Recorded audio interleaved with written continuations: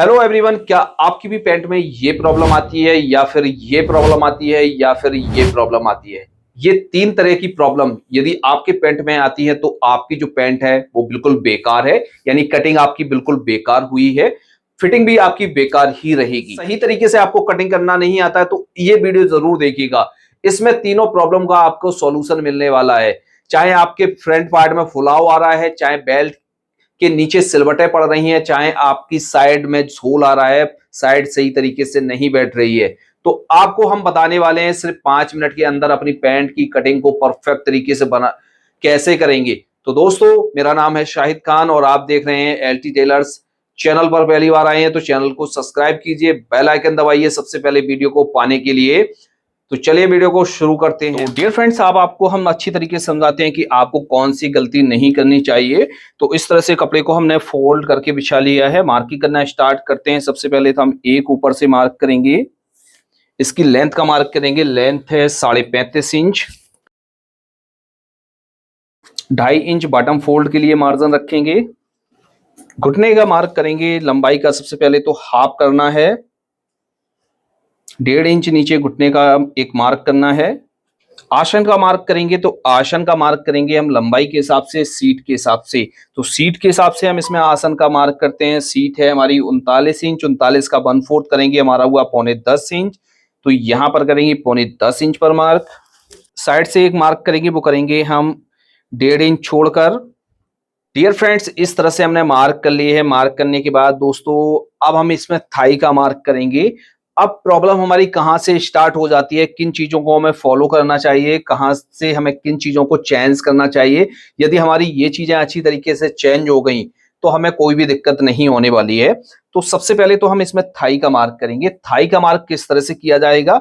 जब भी आप मेजरमेंट लेते हैं तो मेजरमेंट आपको प्रॉपर तरीके से लेना है, ना ही लूज लेना है ना ही टाइट लेना है। तो पहला तो आपको ये काम करना है। इसमें हम थाई इसमें हमारी जो थाई है वो 24 इंच है, 24 इंच है। 24 का हाफ करेंगे, 12 इंच पर मार्क करेंगे। और यहां से 12 इंच का हाफ करेंगे 6 इंच। इस वाले मार्क से 1.5 इंच पीछे की तरफ हम एक मार्क करेंगे फिलाई का। इस तरह से हम फिलाई का मार्क करेंगे। कमर है इसकी 34.5 इंच, 34.5 का 1/4 करेंगे तो हमारा हुआ 8.5 इंच। और एक सूत और बढ़ा लेते हैं और प्लस इसमें हम क्या करेंगे, 1 इंच का मार्जिन और ऐड कर लेंगे और यहां पर इस तरह से मार्क कर देंगे। यहां से रखेंगे और सीधा मार्क करेंगे।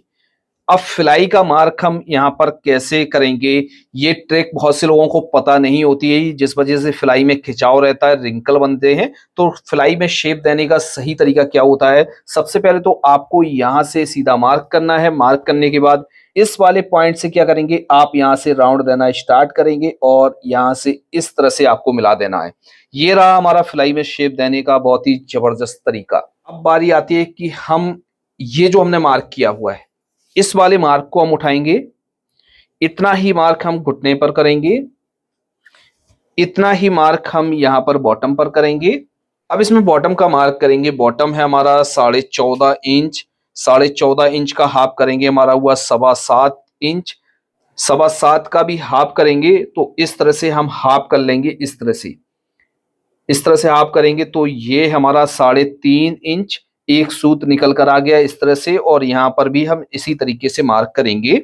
तो ये रहा हमारा मार्क करने का। घुटने का मार्क करेंगे। जैसे आपने घुटने का मेजरमेंट किया है तो आप इसका मार्क करेंगे, और नहीं किया हुआ है तो आप एक ही बार में शेप दे सकते हैं। तो हम क्या करेंगे, जैसे हमने इसका घुटने का मेजरमेंट किया हुआ है 17.5 इंच है, लेकिन हम आपको शेपर से एक ही बार में देना बता रहे हैं। तो हम क्या करेंगे, शेपर को यहाँ से नीचे से मिलाकर रखेंगे। मिलाकर रखने के बाद एक ही बार में हम इस तरह से शेप दे देंगे।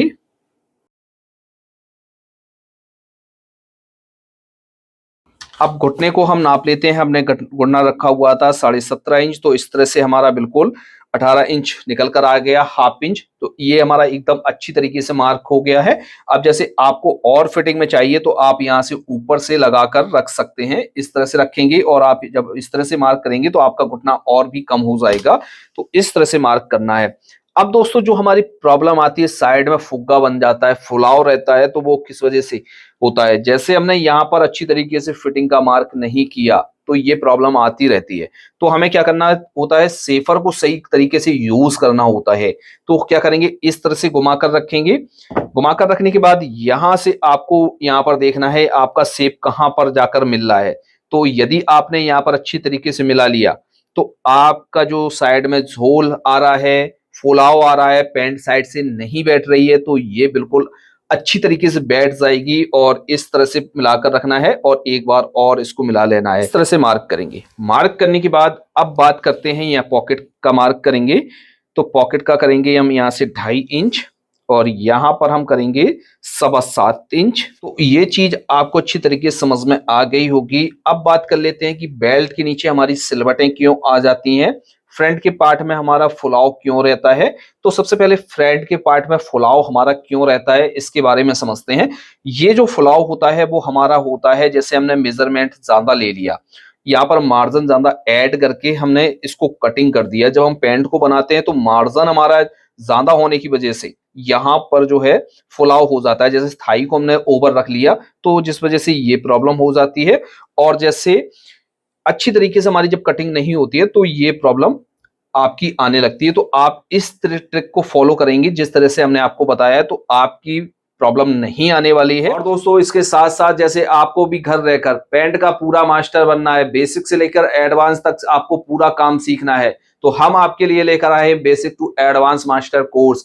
इस कोर्स में हर तरह की आपको पैंट कटिंग करना बहुत ही आसानी के साथ सिखाया गया है। इस कोर्स को मैं ज्वाइन कर काफी लोग सीख रहे हैं, तो आप देर ना करें, आज ही हमारे इस कोर्स को ज्वाइन कीजिए।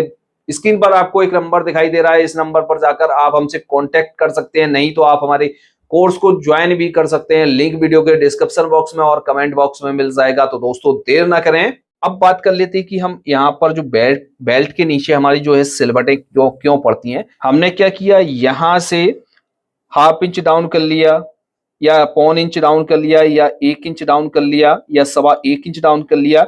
यहाँ पर एक ही फार्मूले के हिसाब से हम पैंटों को कटिंग करते जाएंगे तो ये प्रॉब्लम आती ही आती रहेगी। तो यहाँ पर हर बॉडी के हिसाब से पैंट को डाउन करना होता है। हर किसी की बॉडी एक जैसी नहीं होती है, सभी की बॉडी अलग अलग तरीके की होती है, तो उसी तरीके से हमें डाउन करना चाहिए पैंट को। तो हम क्या करेंगे, जैसे हम इस पैंट की जो कटिंग कर रहे हैं तो इसकी जो कमर है 34.5 इंच है, तो यहाँ पर हमें जो पैंट को डाउन करना है वो प्रॉपर 1 इंच डाउन करना है। जैसे इससे ज्यादा किसी का पेट निकला हुआ है तो हम यहाँ पर 1.25 इंच भी डाउन कर सकते हैं, और जैसे किसी का बिल्कुल स्लिम फिट है तो हम उसमें 1.25 इंच भी ऐड कर सकते हैं। बॉडी के ऊपर डिपेंड करता है। तो यहाँ पर हम इस तरह से मार्क करेंगे। मार्क करने के बाद यहाँ पर क्या करेंगे, इस तरह से रखेंगे और शेप अच्छी तरीके से देंगे, इस तरह से शेप देंगे। अब यहाँ पर जो हमें फ्लाई लगानी है वो यहाँ पर इस तरह से फ्लाई को लगाना है। यदि आप इस चीजों को फॉलो करेंगे तो आपकी परफेक्ट तरीके से पैंट बन जाएगी, आपको कहीं पर भी कोई भी प्रॉब्लम नहीं आएगी। जो भी दिक्कत आती है वो आपकी सॉल्व हो जाएगी। यदि आपको ये वीडियो पसंद आया है और आपको कुछ नई जानकारी मिली है तो आप हमारी वीडियो को लाइक करके हमें फॉलो जरूर कर लीजिए। ऐसी ही और वीडियो को देखने के लिए